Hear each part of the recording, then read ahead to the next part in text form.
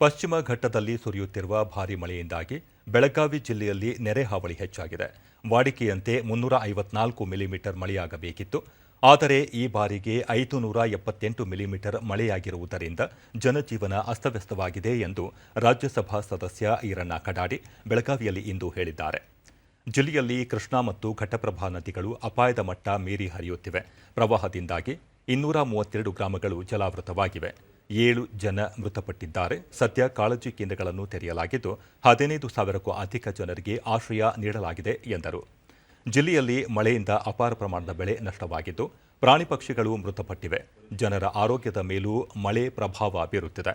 ಸರ್ಕಾರ ಕೂಡಲೇ ಎಚ್ಚೆತ್ತುಕೊಂಡು ಪರಿಹಾರ ಕ್ರಮಗಳನ್ನು ಕೈಗೊಳ್ಳಬೇಕು ಎಂದು ಒತ್ತಾಯಿಸಿದರು. 7 ಜನ ಮೃತಪಟ್ಟಿದ್ದಾರೆ. 10-20 ದನಕರುಗಳು ಕೂಡ ಸತ್ತೋಗಿದ್ದಾವೆ ಮತ್ತು ಜಿಲ್ಲೆಯೊಳಗೆ ಸುಮಾರು 50,000 ಹೆಕ್ಟೇರ್ ಪ್ರದೇಶ ಈ ನದಿ ನೀರೇನು ಪ್ರವಾಹ ಜಾಸ್ತಿ ಆಗಿದೆ. 50,000 ಹೆಕ್ಟೇರ್ ಪ್ರದೇಶ ನದಿ ನೀರಿನೊಳಗೆ ಮುಳುಗೋಗಿದೆ.